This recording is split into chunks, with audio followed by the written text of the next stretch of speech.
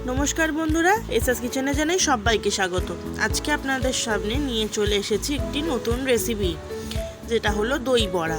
चलुन रेसिपिटा देखे नेওয়া যাক। एर जोन्नो आमी नियेछि 400 ग्राम मतो बिउलिर डाल। आमादेर बाड़िर एकटा अनुष्ठानेर जोन्नो आमी एई रेसिपिटा बानाচ্ছিলাম, तो भाबलाम आपनादेर साथे शेयार करा जाक। सेटाके आमी मोटामुटी 5 घंटा मतो जले भिजिए रेखेছিলাম। भिजिए राखार परे एबार एगुलोके किछु किछु करे निये मिक्सार जारेर मধ্যে बेटे नेब। আপনারা চাইলে এই ডালটাকে খুব মিহি করেও বাটতে পারেন, আবার চাইলে একটু মিহি আবার একটুখানি কচা রেখেও বাটতে পারেন, কারণ ডালের টুকরো টুকরোগুলো মুখে যখন পড়ে তখন কিন্তু খেতে খুব ভালো লাগে। তো আমি দু রকমভাবেই করে নিয়েছি, একটা একটু জল দিয়ে পাতলা করে বেটেছি আর একটু জল কম দিয়ে বেটেছি। আমার এখানে পুরো ডালটা বাটা হয়ে গেছে, ওইভাবেই বেটেছি দু রকম করে। এরপর এখানে আমি দিয়ে দিয়েছি একটু খাবার সোডা, তারপরে দিয়ে দিচ্ছি এখানে পরিমাণ মতো নুন। এবার দিয়ে এটাকে ভালো করে ফেটিয়ে নেব কিছুক্ষণ।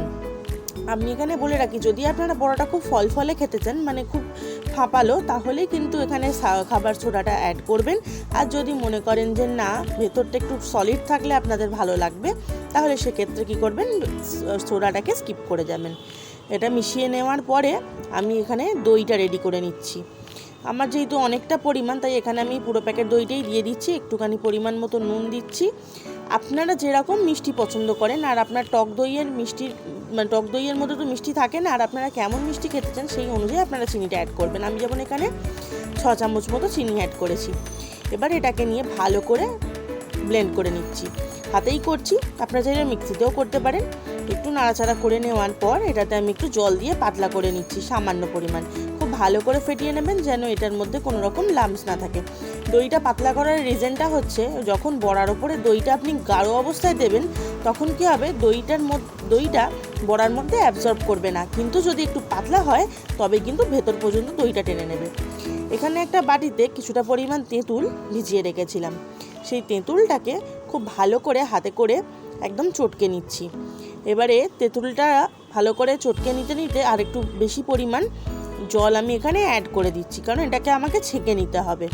তো এখানে মোটামুটি আপনারা 1 কাপ মতো জল ইউজ করতেই পারবেন, কোনো অসুবিধা হবে না, কারণ এটা দিয়ে আমি একটা চাটনি বানাবো, তো সেটার সাথে এই জলটা পুরো অ্যাডজাস্ট হয়ে যাবে। এবার ছাঁকনিতে নিয়ে চামচ দিয়ে, অথবা চামচে যদি সমস্যা হয় তো সেক্ষেত্রে হাত দিয়ে এই তেঁতুলের পাল্পটা বের করে নেবেন। যদি দেখেন খুব গাঢ় হয়ে যাচ্ছে, সেক্ষেত্রে একটু জল দিয়ে ছাঁকনির মধ্যে দিয়ে ছেঁকে নেবেন।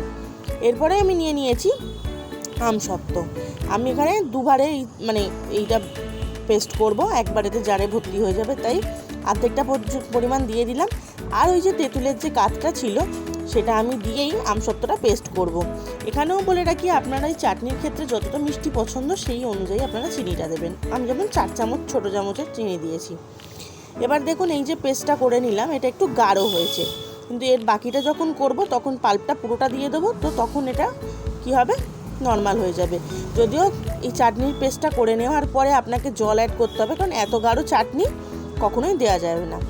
এবারে এখানে আমি 1/2 কাপ মতো জল দিয়েছি, দিয়ে চাটনিটা একটা বড় জায়গার মধ্যে ঢেলে দিলাম।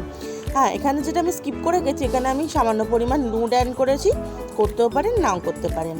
দিয়ে এইখানে তেঁতুল আর আমসত্ত্বর এই স্পেশাল চাটনিটা কিন্তু রেডি হয়ে গেছে। এবারে চাই মশলার জন্য আমি সিম্পলসা জিনিস নিয়েছি, সেটা হচ্ছে জিরে, গোটা জিরে আর শুকনো লঙ্কা।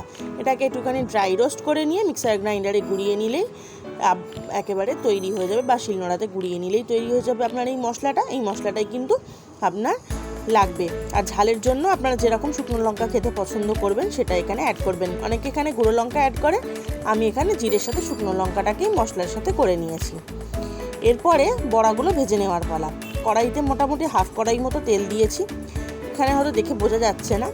এরপর কি করব, আমি এখানে বড়াগুলোকে হাতে করে করে ছাড়বো। আপনারা বড়ার পরিমাণ সাইজটা যেরকম চান সেই অনুযায়ী করে এখানে বড়াটা দিয়ে দেবেন তেলের মধ্যে। তেল গরম হয়ে যাওয়ার পর আমি এখানে ছেড়ে দিচ্ছি। আমার একটু ফাঁপালো বড়া পছন্দ বলে আমি এখানে সোডাটা অ্যাড করেছি। দেখবেন কি সুন্দর ফুলে গিয়ে তেলের মধ্যে ভাসবে, মানে পুরো ফুলো ফুলো হবে। দেখুন কি সুন্দর হয়ে যাচ্ছে। এবারে একটুখানি ধৈর্য ধরে লাল লাল হওয়া পর্যন্ত এগুলোকে ভাজতে হবে। এর মাঝে বলে রাখি, আমার রেসিপিটি কেমন লাগছে সেটা আমাকে অবশ্যই জানাবেন। আর যারা আমার চ্যানেলে নতুন তারা চ্যানেলটিকে সাবস্ক্রাইব করে পাশে থাকা বেল আইকনটি প্রেস করে অল নোটিফিকেশনটি অন করে দেবেন, যাতে নতুন রান্নার রেসিপি সবার আগে আপনার কাছে পৌঁছে যায়। আর যারা আমার চ্যানেলে আগে থেকে রয়েছেন তারা কিন্তু আমাকে অবশ্যই কমেন্ট করতে ভুলবেন না, কারণ আপনাদের এক একটা কমেন্ট আমাকে এগিয়ে যেতে অনেকটা সাহায্য করে। আর আমাকে লিখে জানাতে পারেন আপনারা কীরকম ধরনের রেসিপি আরও দেখতে চান, আমি তাহলে আপনাদের সামনে সেগুলো নিয়ে হাজির হব। দেখুন একটু মিডিয়াম টু হাই ফ্লেমের মধ্যে এটা ভাজা ভাজা করতে থাকবেন, আর মোটামুটি একটু সময় ধরে এগুলোকে একটুখানি লালচে ব্রাউন করে ভেজে নেবেন। ভেজে নেওয়ার পর এটা হচ্ছে কী করতে হবে, নর্মাল একটা জল একটা বাটিতে নিয়ে নেবেন, নিয়ে এগুলোকে মোটামুটি একটু ডুবিয়ে দেবেন। মোটামুটি এখানে আপনি 1-1.5 মিনিট মতো এটাকে ডুবিয়ে রাখার পরে হাতে করে কি করবেন, একদম চেপে বড়া থেকে জলগুলোকে প্রেস করে রিলিজ করে দেবেন।